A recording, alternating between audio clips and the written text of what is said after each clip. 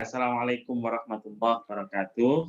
Waalaikumsalam. Waalaikumsalam warahmatullahi Ini wabarakatuh. Ustadz Hendra Khalid, beliau ini luar biasa, Ustadz, akademisi, pembisnis, pokoknya lengkap ya. Yang saya hormati teman-teman mahasiswa, Magister Hukum Ekonomi Syariah, alhamdulillah pada sore hari ini kita bisa ketemu silaturahim. Mungkin ini yang pertama ya, saya mengikuti dalam perkuliahan ini, sudah dimulai minggu yang lalu. Nah, terkait dengan lembaga keuangan syariah di Indonesia, pertama kali sebenarnya udah lama ya, sudah lama lembaga keuangan syariah itu muncul di Indonesia ya. Cuman selalu tonggak sejarahnya itu dimulai dari Bank Muamalat nih, 92 ini. Nah, sebelumnya 90 itu ada lokal karya MUI merekomendasikan pendirian bank syariah. Namun sebelum ini ya, sebenarnya praktek-praktek lembaga keuangan syariah dalam skala mikro itu dulu sudah banyak dimulai di kampus-kampus ya. Kampus-kampus dulu kelompok-kelompok kajian kampus itu yang mereka memang sangat concern untuk menerapkan syariah dalam perilaku keseharian. Nah, itu banyak itu aktivis-aktivis kampus yang mencoba membuat koperasi-koperasi kampus ya berbasis kan syariah. Itu sebenarnya sudah ada. Kita bahkan saya pernah menemukan satu buku, lupa saya di mana dulu ya. Saya punya buku kecil gitu. Itu dari tahun 80-an itu sudah dimulai. Terinspirasi dari mana? Tentu saja di Timur Tengah. Di Timur Tengah itu Ustadz Hendra ya, kalau nggak salah 67 di Mesir itu sudah ada ya bibit-bibit bank syariah gitu. Yang pertama ya, itu sudah ada. Boleh jadi teman-teman di kampus-kampus Indonesia dulu terinspirasi. Kalau di Mesir sudah mulai, mengapa di Indonesia tidak? Walaupun ya, Mesir sekarang ketinggalan jauh dengan kita ya. Di sana ternyata perkembangannya tidak pesat, bahkan cenderung tidak berkembang, stagnan. Dan 2 tahun yang lalu ya, pas saya ke Mesir itu nyoba nanya-nanya di kedutaan, dan maksud saya adalah suatu saat pengen studi banding ke sana, ke sana untuk diskusi fatwa tentang ekonomi syariah dan perkembangan di sana. Ternyata di kedutaan bilang ya Ustadz Indra, di sini tuh kurang berkembang dari sisi industrinya Pak Azhar. Kalau kajian banyak, jadi di ada pusat kajian ekonomi syariah, tapi industrinya nggak berkembang di Mesir itu. Jadi kalaupun ada itu sangat tidak besar ya, tidak seperti di kita di Malaysia ya, di Brunei yang perkembangannya di Asia Tenggara luar biasa. Nah di sana ternyata tidak berkembang pesat. Kalau pakar-pakar banyak Ustadz Indra di Mesir itu yang jadi konsultan di Dubai, ya di Emirat Arab, bahkan di luar negeri di Inggris, banyak tuh pengajar-pengajar yang memang orang Mesir. Jadi orang Mesir ini unik nih ya, dari sisi intelektualitas wawasan akademi ekonomi syariahnya boleh jadi diakui dunia gitu ya. Tapi ketika mengamalkan di negaranya tidak. Nah, oleh karena itu sebenarnya yang hebat itu Ustadz Indra, saya nggak begitu kagum dengan Malaysia Ustadz Indra. Saya termasuk yang tidak begitu kagum dengan Malaysia, karena Malaysia itu kan top down ya. Artinya perkembangan keuangan syariah itu keinginan negara gitu. Keinginan negara, keinginan raja bertitah bahwa bank ini harus disyariahkan begitu. Nah, sementara di Indonesia itu melalui perjuangan yang luar biasa dari kelompok-kelompok kecil ya, kajian-kajian, kemudian kelompok kecil ini bisa mempengaruhi ya kebijakan. Nah, saat itu mungkin Ustadz Hendra ini ya sudah mengikuti ya berdirinya ICMI ya. ICMI betul. ICMI itu sebenarnya, jadi itu sebenarnya perjuangan teman-teman yang dulu mengembangkan keuangan syariah dalam skala mikro di kampus. Nah, kemudian mereka memiliki akses dekat dengan kekuasaan, terutama melalui jaringan Pak Habibie. Ya.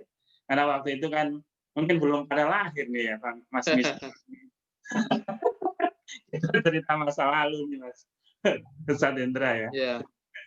Jadi melalui jaringan Pak Habibie yang waktu itu memang ya dalam tanda kutip ini menteri kesayangan Pak Harto gitu ya.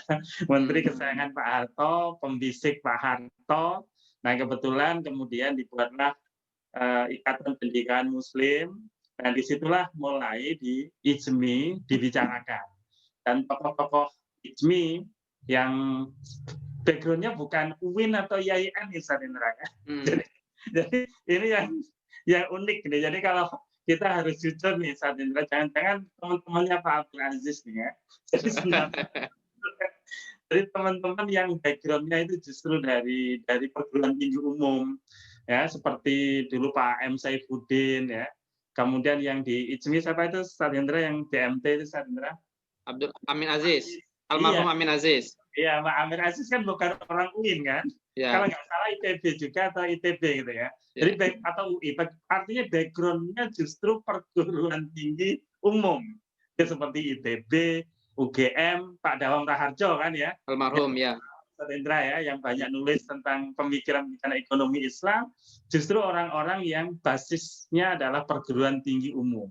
Dimulai oleh mereka gitu loh. Bukan kalangan pesantren. Jadi saya sebulan yang lalu, Ustaz Hendra, ada yang sedang meneliti tesis, Ustaz Hendra, terkait peran pesantren gitu ya dalam pertumbuhan ekonomi syariah di Indonesia. Saya secara jujur katakan bahwa tumbuhnya bukan dari pesantren justru awalnya kan. bahwa saat ini lembaga keuangan syariah mulai mendekati orang pesantren, iya. Bahwa ini Ustaz Hendra ya, bahwa yang memelopori fatwa-fatwa ekonomi syariah adalah jebolan pesantren, iya. Ya Pak Kiai Ma'ruf Amin misalnya ya. Dan teman-teman yang di DSN memang jebolan pesantren. Tapi penggagas, pendobrak ekonomi syariah, pendorong, ini justru dari perguruan tinggi PKIM. Mungkin Ustaz Hendra punya dosen saya juga ya, saya Pak Murasa misalnya ya. Pak Murasa Sarkani Putra dari IPB kan Ustaz ya? Ya, IPB. Satunya IPB, kemudian di UGM. Itu yang depan memperjuangkan. Ini fenomena yang menarik, Ustaz Hendra, bagi saya ya. Secara sosial intelektual Muslim Indonesia, justru pendobrak ekonomi syariah ini yang girohnya tinggi itu justru dari perguruan tinggi umum. Nah, oleh karena itu bagi saya ketika sekarang misalnya di IIG ini Ustaz Hendra ya, kajian ekonomi syariah yang memang basisnya ada Al-Qur'an, ini suatu hal yang luar biasa Ustaz Hendra. Nah, ini mudah-mudahan akan lahir intelektual Muslim yang menguasai ya basic ekonomi yang kuat, sekaligus kuat secara kajian-kajian keislaman. Nanti Ustadz Ahmad Khairman ya, jadi pakar ekonomi syariah kan luar biasa itu Ustaz Indra ya. Ya, hafiz 30 juz sekian. Alumni PIIQ. Nah, inilah. Jadi ini sebelum saya jelaskan secara alur perkembangan mulai perbankan dan seterusnya, saya ingin menjelaskan background sosialnya ini, ya. Jadi sekali lagi, ekonomi Islam itu mulai mendapatkan tempat. Ternyata ya mau tidak mau itu ada 2 disertasi ya di UIN Jakarta, kemudian satu lagi di UIN Surabaya terkait pengaruh politik, Ustaz Indra. Ini terkait pengaruh politik. Jadi ini juga terkait juga dengan disertasi almarhum Bakhtiar Effendi. Ya, tentang relasi negara dan agama itu, Ustaz Indra. Nah, mengapa kemudian keuangan syariah bisa berkembang? Tesanya itu karena tahun 90-an itu adalah era akomodasi negara terhadap umat Islam, Ustaz Indra. Jadi kalau sebelum-sebelumnya umat Islam itu adalah umat yang dicurigai, Ustaz Indra. Selalu kental di perspektif dulu zaman rezim Soeharto bahwa orang-orang Islam yang militan ya identik dengan DITI, Ustaz Indra. Oleh karena itu orang-orang yang militan ini disingkirkan oleh negara, Ustaz Indra. Otomatis gagasan-gagasan untuk menawarkan Islam sebagai alternatif, termasuk ekonomi Islam sebagai alternatif ekonomi negara, itu tidak digubris, Ustaz Indra. Jadi sebenarnya tadi sudah tahun 80-an awal itu udah banyak yang menggagas, cuma nggak digubris. Nah, ketika tahun 90-an ini lahirnya generasi Islam tahun 70-an yang kuliah saat Indra. Di perguruan tinggi umum yang dulunya banyak orang-orang Islam itu kalau menyekolahkan anaknya di perguruan tinggi umum dalam tanda kutip dilabeli itu kafir gitu Sandra. Itu akan membahayakan akidah. Nah, sementara ada beberapa anak-anak Muslim yang ya kuliah gitu, punya akses pendidikan baik, mungkin punya uang Ustaz Indra ya, karena dulu kan pendidikan itu juga mahal, kecuali bagi yang beasiswa.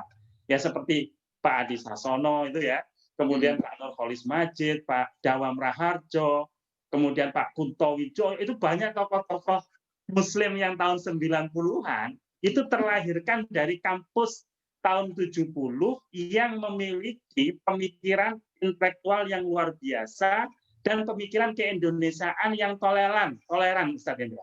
Nah ini jadi dalam hal-hal tertentu saat ini secara politik ketika yang muncul adalah Islam yang semuanya keras, tidak dekat dengan lingkar kekuasaan, yang terjadi adalah peminggiran Ustaz.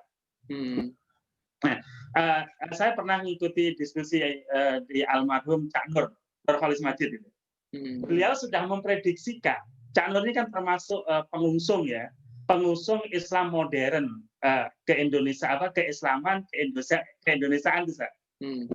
Keislaman dan keindonesiaan ini menjadi sebuah kesatuan. Itu kan diusung oleh Cak Nur dan Mas Dawam itu ya. Orang-orang seperti itu, itulah yang termasuk Pak siapa namanya Tanjung, Mar'i Muhammad, itu Sandra.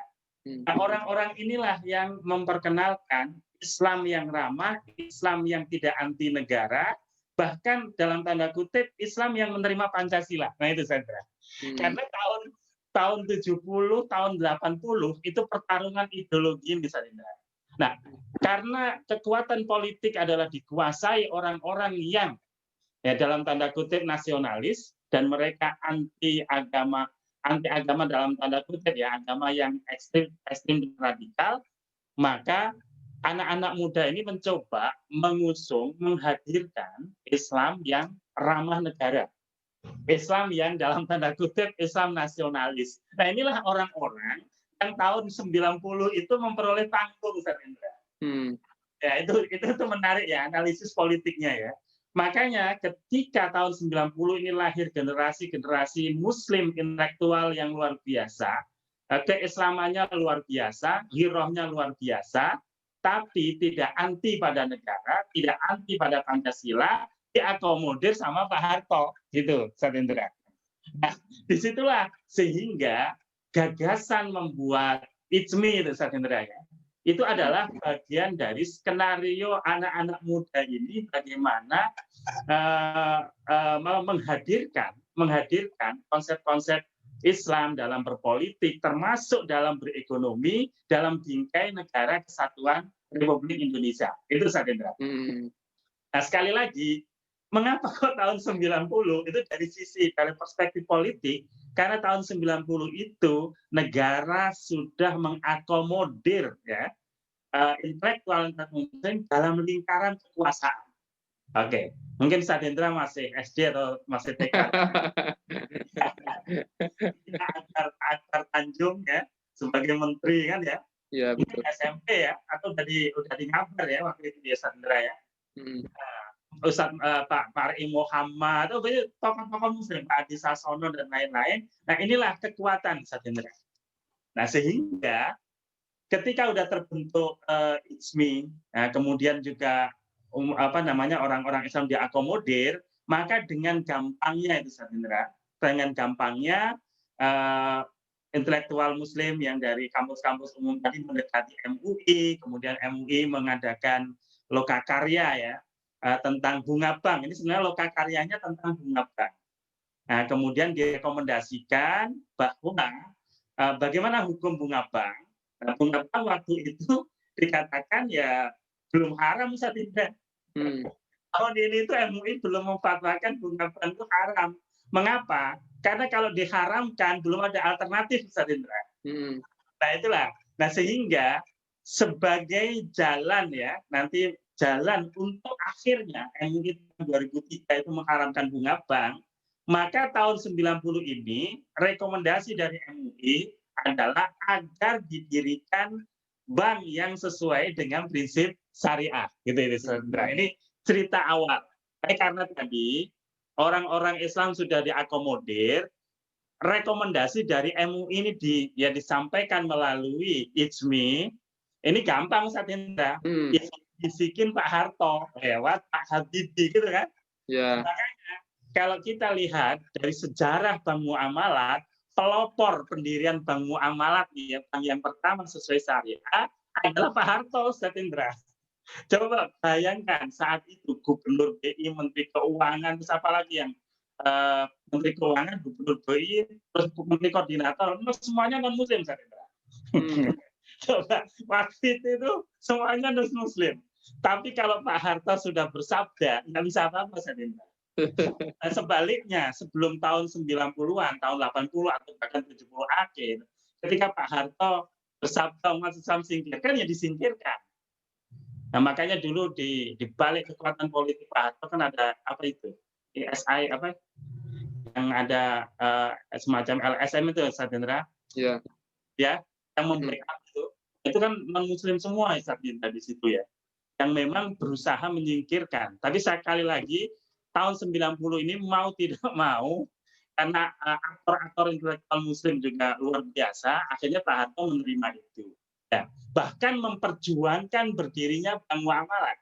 Ini Pak Harto yang ngerjakan langsung. Para pengusaha-pengusaha kan ditodongin satu persatu itu kan ya. Todongin. Kalau nggak salah waktu itu di Istana Bogor. Pengumpulan uang pendirian Bank Muamalat. Kemudian seluruh apa itu ya underbow-nya Golkar tuh ya. Kan ada organisasi pengajiannya Golkar seluruh Indonesia itu kan ya. Apa namanya lupa saya. Nah, itu juga digerakkan semuanya untuk mengumpulkan duit, Ustaz Indra. Jadi, Bank Muamalah ini dulu murni dananya dari apa? Ngencreng dari umat, dari pengusaha-pengusaha Muslim, bahkan non-Muslim juga banyak yang memberikan bantuan. Nah, itu sejarahnya. Kemudian berdirilah Bank Muamalah. Meskipun ada sejarahnya, Ustaz Indra. Sejak awal sebenarnya diusulkan Bank Syariah. Tapi ditolak sama Pak Harto dan orang-orang di sekitarnya. Karena zaman Pak Harto itu termasuk masih tahun 90-an, itu masih Islamophobia, Ustaz Indra. Jadi kalau orang mendengarkan kata syariat, yang terkesan adalah 7 kata dalam preambul pembukaan ya, UUD 45 yang draftnya zaman BPUPKI. Yang 7 kata yang kemudian dicoret, itu kan ada kata-kata syariat ya. Maka kemudian dicari istilah yang netral. Nah, kebetulan di Malaysia kalau nggak salah namanya juga Bank Muamalat kan. Ya sudah ngikuti Malaysia aja, nggak usah menggunakan istilah syariah gitu. Ini juga sangat kental dengan nilai politiknya. Jadi kata-kata muamalat ini ketika berdiri pertama kali ini sangat kental nilai politik yang zaman Pak Harto itu ada. Makanya Ustaz Indra, sejak kapan nanti ya? Sejak kapan muncul istilah syariah itu? Sejak 98, Ustaz Indra. Nanti di undang-undang ini nomor 10/98 ini baru muncul syariah. 98 Pak Harto udah turun belum? Sudah. Sudah kan? Sudah turun kan? Maka penggunaan istilah syariah itu tidak menjadi persoalan. Apalagi waktu itu masa-masa reformasi ya. Masa akomodasi, karena kalau tidak berpotensi menimbulkan perpecahan bangsa, maka kepentingan-kepentingan kelompok ini dipenuhi asal jangan menimbulkan perpecahan bangsa aja. Nah, jadi kayak awal-awal namanya takaful kan, bukan asuransi syariah kan. Jadi setelah berdiri Bank Syariah tahun 94 berdiri asuransi syariah, namanya takaful keluarga, bukan asuransi syariah. Nanti reksadana juga pertama kali dana reksa aja mempunyai produk syariah, bukan dana reksa syariah di awal enggak. Ini kan penulisan sejarah yang nulis sekarang, Ustaz Indra. Dulu dana reksa dia punya produk produk yang mengikuti prinsip syariah. Namanya bukan dana reksa unit syariah, dana reksa aja. Tapi dia ini reksadana ya, reksadana pertama kali itu dana reksa. Pak siapa yang di asisteni Ustadz Hendra namanya Pak Ponco ya. Iwan Ponco. Pak Iwan Ponco, nah itu beliau itu yang beliau itu penggagas reksadana pertama di Indonesia. Nah Pak Ponco itu. Nah kemudian, ketika berdiri perbankan syariah, cantolannya itu Undang-Undang Nomor 792. Di sini nggak ada kata-kata syariah. Yang digunakan adalah prinsip bagi hasil. Jadi saat itu tadi itu ya, syariah itu masih Islamophobia, sehingga yang paling aman yang menggunakan istilah, bahkan justru dulu ada yang mengusulkan bank bagi hasil gitu. Di undang-undang juga, di Undang-Undang Nomor 792 ini yang pertama kali perbankan syariah diakomodir bank muamalah ya, sebagai cantolan hukum bank muamalah. Hanya bahasanya begini, bank umum dapat beroperasi dengan prinsip bagi hasil, kayak gitu. Jadi kata-katanya menggunakan terminologi bagi hasil. Nah, mulai tahun 98 inilah, setelah Undang-Undang Nomor 92 dirubah, dirubah ya oleh Undang-Undang 98 dilengkapi amandemen, maka di situ dikenalkan istilah syariah. Jadi pertama kali di sini nih. Jadi bank boleh membuka unit syariah. Nah, jadi nanti double windows double pintu surga dan pintu neraka gitu kan. Jadi bank konvensional dan bank syariah mulai diintrodusir itu tahun 1998. Nah, sejak inilah kemudian nanti banyak bank-bank syariah bermunculan ya, tapi bentuknya adalah unit usaha syariah. Jadi bank konvensional dia membuka layanan syariah unit. Jadi kalau ibarat keluarga, bapaknya masih non-muslim, anaknya banyak. Nah, salah satu anaknya sudah masuk Islam, sudah bersahadat, tapi saudara-saudaranya tidak. Artinya hidup masih dalam satu rumah begitu loh. Itu unit. Nah, kan bank ada dua ya, ada yang full syariah, ada yang unit. Tapi kalau bank muamalah ini sejak lahir itu sudah full syariah. Jadi nggak ada layanan yang sifatnya konvensional. Tuh. Nah, kemudian ya ini modal Ventura malah ternyata awal-awal Serindra ya. PNM ini ya. Ini juga banyak peran Pak Ponco nih, membisiki teman-temannya yang di PNM ini. Ini juga dulu garda depan pendirian masyarakat ekonomi syariah di sini, Sarindra. Ya, betul. Jadi di Dana Reksa sama PNM ini. Nah, ini tokoh-tokohnya Pak Arif Mufti ya. Nah, Pak Arif Mufti, Pak Iwan Ponco itu orang-orang yang bergerak di sini, yang kemudian mempelopori berdirinya masyarakat ekonomi syariah. Nah, ketika tahun 2000 ini juga mulai digagas adanya JII ya, Jakarta Islamic Index. Jadi mencoba memilih beberapa indeks saham yang masuk kategori syariah. Ya, ini udah mulai itu. Mengapa? Karena sudah terbentuk reksadana. Nah, ketika ada reksadana, produk reksadananya adalah reksadana saham, maka harus ada acuan saham-saham syariah itu yang mana yang nanti bisa dijadikan tempat untuk berinvestasi reksadana. Nah, karena itu tahun 2000 ini mulailah digagas JII ya, Jakarta Islamic Index. Jadi ada beberapa saham yang masuk kategori syariah. Nah, nanti yang dijadikan acuan ya, acuan ketika berinvestasi ke saham. Nah, kemudian tahun 2002, nah ini Bank Indonesia, nah setelah banyak bermunculan bank-bank syariah ya, waktu itu kalau nggak salah ya BRI Syariah, BNI Syariah gitu, termasuk Bank Mandiri yang berdiri, maka sudah tidak hanya bank muamalah. Nah, oleh karena itu BI sudah merancang seperti apa masa depan bank syariah ini, gitu ya. Dulu belum ada direktorat perbankan syariah, Satindra. Kalau nggak salah semacam kompartemen lah ya. Dia bukan direktorat. Nah, saya masih ngalami dulu ketika datang ke BI, itu belum direktorat ya, masih kompartemen ya, di antara yang awal-awal Kang Cecep itu Pak Indra. Ya, Pak Cecep Maskanul Hakim. Pak Cecep Maskanul Hakim itu termasuk pejuang awal tuh. Pak Mulya Siregar. Pak Mulya, kemudian Pak Zainal, Pak siapa namanya? Yang kurus-kurus kecil. Pak Mulya itu pejuang-pejuangnya dulu ya. Alhamdulillah akhirnya BI ya lamaan berkembang. Nah, tahun 2002 ini juga mulai ada standar akuntansi bank syariah pertama. Nah, cuman waktu itu belum ada di bawah IAI ya, Ikatan Akuntan Indonesia, yang sekarang DSAS, Dewan Standar Akuntansi Syariah, dulu masih BI ini. Ya, jadi dikeluarkan oleh BI, tentu saja kerjasama dengan teman-teman yang ada di IAI. Kalau sekarang kan di IAI, Ikatan Akuntan Indonesia, itu ada suborganisasi di bawah IAI, itu ada Dewan Standar Akuntansi Syariah. Nah, kemudian 2004, ini sebenarnya 2003 ya, 2004 ya lahirnya ya.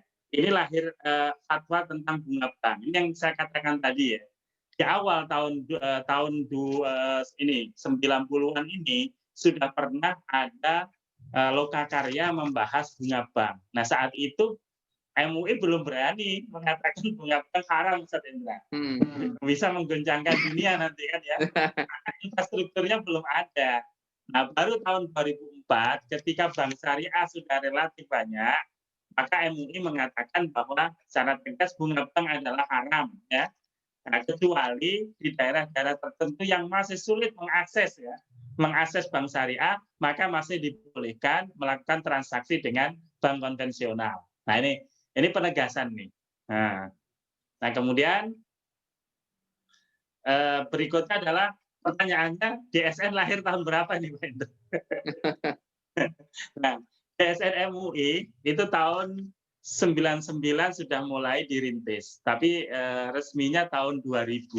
Jadi sebelum ini Ustaz Indra ya, ketika tahun 2000-an ini nggak dimasukin ya. Padahal DSN inilah yang kemudian mendorong lahirnya berbagai fatwa yang menjadi acuan bank syariah.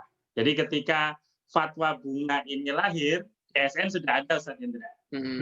Namun ini yang perlu teman-teman ketahui, fatwa tentang haramnya bunga bank itu bukan dari DSN, tapi dari Komisi Fatwa.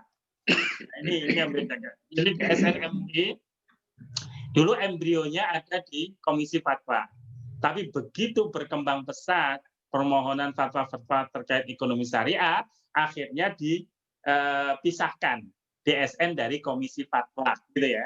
Namun demikian, Fatwa nomor 1 2004 ini bukan produk DSN, tapi produk Komisi Fatwa. Ini karena beberapa skripsi ya yang saya bimbing ada yang salah nulisnya, Ustaz Indra. Fatwa DSN MUI nomor 1. Fatwa DSN MUI nomor 1 tentang tabungan, saya bilang gitu. Nah, coba dicek ya, ternyata benar kan, fatwanya bukan fatwa DSN, fatwa MUI. Nah, kemudian 2005 perusahaan pembiayaan ya, Amanah Finance. Nah, ini multi finance pertama ini yang sesuai syariah. Ini Amanah Finance. Nanti insya Allah ada materinya, Ustaz Indra ya. Ya, ada. Per ini ya. Jadi nanti kita dalami bagaimana multi finance syariah gitu ya. Nah, 2008 nah, ini Undang-Undang Nomor 21 Tahun 2008 tentang Perbankan Syariah. Nah, inilah undang-undang yang sudah fully syariah.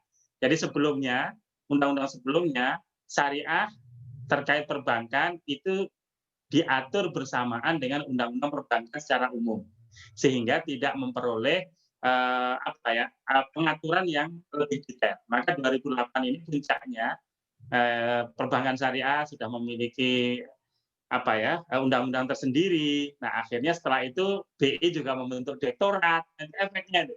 Jadi kalau lembaga keuangan syariah itu bisa melahirkan undang-undang, biasanya perhatian negara lebih, Ustaz Indra. Nah, untuk menjadikan undang-undang, Ustaz Indra, itu pengaruh politik ya, konstelasi politik negara itu besar sekali. Gitu. Jadi teman-teman nih, meskipun saat ini sebagai akademisi, jangan anti politik ya. Jadi, kalau kita nggak memiliki akses politik, itu kita terpinggirkan. Gitu. Jadi umat Islam itu salah kalau kemudian nggak boleh bicara politik, Sarendra ya. Salah kalau kemudian masjid haram bicara politik. Rasulullah untuk strategi perang, strategi ekonomi, strategi perang, basisnya adalah masjid kan, Sarendra ya. Ya betul. Jadi kekuatan politik tahun 2008 ini apalagi Satendra, waktu itu kan partai-partai Islam sudah menguasai juga Senayan ya. Nah, disitulah sehingga ketika mengegulkan Undang-Undang 2008 ini gampang. Jadi gampang sekali dan berikutnya gampang sekali muda-muda ini jangan alergi politik ya. Kalau bisa jadi politikus tapi memperjuangkan idealitas Islam. Nah, itu penting tuh. Jadi kalau kita anti masuk ke politik, ya akhirnya ide-ide besar untuk mengembangkan ekonomi syariah kandas. Nah, kemudian tahun 2011 ini muncul sistem online trading syariah pertama, EPOT Syariah. Ini Indo Premier ya. Jadi kalau dulu transaksi saham itu kan masih manual ke bursa efek ya. Jadi para pialangnya itu datang ke bursa efek. Nah, setelah kalau nggak salah 2007 atau 2005 ya mulai online, tapi belum ada syariah waktu itu. Nah, sejak 2011 ini sistem online trading saham itu sudah ada yang syariah. Apa sih yang membedakan kan itu ya? Apa yang membedakan? Yang membedakan kalau sistem online trading syariah ini kita udah nggak repot-repot lagi untuk melihat ini saham syariah atau tidak gitu. Sudah terkumpulkan. Misalnya Mas Benny ya, nanti ikut daftar sebagai member iPod. Nanti dapat akun syariah dan akun konven. Ya, umumnya masih dua itu Satendra. Nah, misalnya mau beli saham gudang garam, itu otomatis kalau syariah dilarang Satendra, muncul peringatan haram gitu kan ya. Bisa jadi pop up-nya nanti api neraka gitu. Nah, kalau konten nggak bisa. Jadi apa yang dilarang dalam syariah, transaksikan nggak bisa. Bank konvensional nggak bisa otomatis gitu ya. Karena sudah merupakan sistem. Dan alhamdulillah saat ini sudah sekitar ada 14 perusahaan sekuritas yang memperkenalkan sistem online trading yang syariah. Nah, ini berkembang besar. Kemudian Jamprindo, lembaga penjaminan pembiayaan ya. Ini jadi lembaga yang menjamin kredit-kredit, kalau konvensional kredit konvensional. Kalau di syariah pembiayaan syariah. Misalnya Mas Fisbahun ini dapat pembiayaan dari bank syariah. Biasanya bank syariah kan minta jaminan tuh.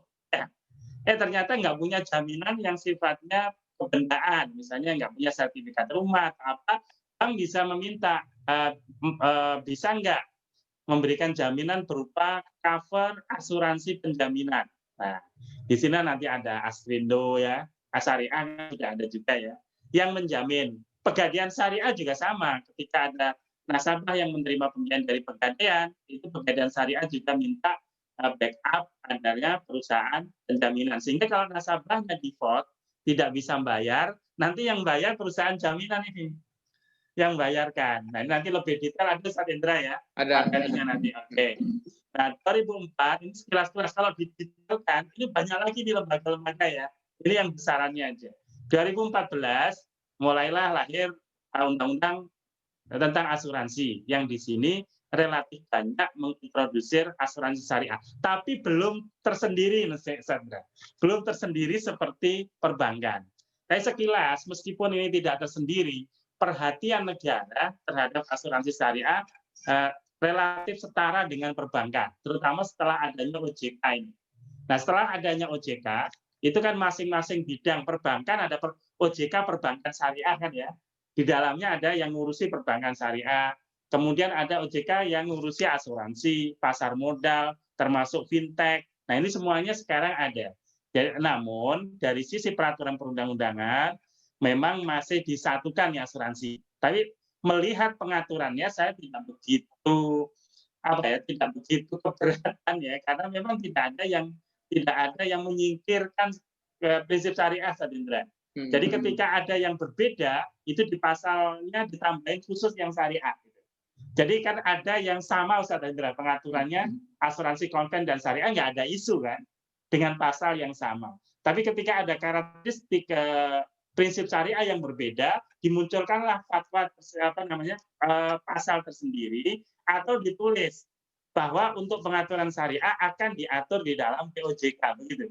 Nah, jadi alhamdulillah ini juga semakin memperkuat posisi asuransi syariah meskipun undang-undangnya masih bersama-sama. Nah, dan seterusnya sampai sekarang ya hampir seluruh lembaga keuangan syariah sudah ada ya, yang konven ada, syariahnya sudah ada. Saya nggak tahu apa sebenarnya yang belum ada ya. Hampir semua lembaga keuangan ya mulai dari bank, asuransi, pasar modal ya, semuanya ada yang syariah. Jadi sekarang ini kalau umat Islam masih transaksi dengan sistem konvensional, itu dipertanyakan tuh. Alasannya apa lagi? Seluruh aspek udah ada. Hanya saja kalau dana negara memang bank syariah belum mampu untuk mengelola, Satindra ya. Makanya yang mengelola kan BI, atau kalaupun BI memerlukan mitra bank syariah, ya bank syariah besar itu juga sekarang sudah mengelola dana-dana negara. Nah, alhamdulillah ya saat ini ya kita jumping nih ya 2020, 2021 per Februari nanti bank syariah negara itu di merger. Ini ada plus minusnya ya. Ada plus minusnya. Karena ada yang menentang Satindra ya, teman-teman dari Muhammadiyah yang dipelopori oleh dosennya Satindra. Bukan, guru seniornya ya. Setelah di asisteni Ustadz Hendra juga. Nah, beliau tidak setuju ya, alasannya ketika bank syariah ini sudah menjadi bank besar, maka orientasinya pasti orientasi pembiayaan besar-besar. Jadi bisa jadi pembiayaan korporasi yang diutamakan dan pembiayaan ke luar negeri, Sarindra. Karena berpikirnya ini sudah mau bersaing belut gitu ya, bertengkar dengan bersaing dengan perbankan-perbankan syariah yang di luar negeri, Sarindra, kan gitu ya. Nah, karena itulah kemudian bagi saya apa yang disampaikan Pak Dr. Anwar ya, saya sebutkan karena saya akan tahu semua udah di media massa, itu bentuk warning, warning para penggagas Bank Syariah Indonesia ini agar tidak melupakan akar awalnya itu kan memang bank untuk retail, Sarindra ya. Maka jangan sampai ketika besar melupakan kepentingan yang kecil. Sementara kepentingan umat Islam ini justru di UMKM-nya itu, Sarindra. Jadi yang besar di situ ada umat Islam adalah UMKM. Kalau korporasi-korporasi besar itu jangan-jangan yang Muslim hanya sekitar maksimal 10%, Sarindra ya. 90%-nya adalah non-Muslim. Nah itu pemikiran Pak Anwar ini logis untuk kepentingan umat Islam ya. Jangan sampai kita besar, tapi bukan untuk dalam tanda kutip kepentingan umat, Sarindra. Nah ini pesan dari gagasan Pak Dr. Anwar Abbas ya. Nah, meskipun tadi merger bank syariah ini juga merupakan istihad untuk memperbesar bank syariah. Jadi jangan sampai bank syariah ini masih dipandang sebelah mata. Mengapa? Ini saya rasakan ya, ketika bank syariah itu kecil, ya orang tuh selalu mempersoalkan kenapa nggak bank syariah? Fasilitasnya nggak secanggih BCA, itu sebenarnya ya. Fasilitasnya nggak secanggih Bank Mandiri. Nanti awas loh kalau sudah besar bergabung nih, Sarindra. Ini kan sudah setara nih, Sarindra ya. Dengan Bank Mandiri, BCA, BNI, BRI, kok masih ada alasan tidak ke bank syariah, itu semakin hilang. Karena fasilitasnya sudah nanti bisa sama semuanya itu, Sarindra. Nah ini dari sisi ini ada sisi positifnya, tentu kita berdoa mudah-mudahan komitmen ya para penggagas Bank Syariah Indonesia ini juga masih memperhatikan kepentingan umat Islam ya di sektor-sektor UMKM.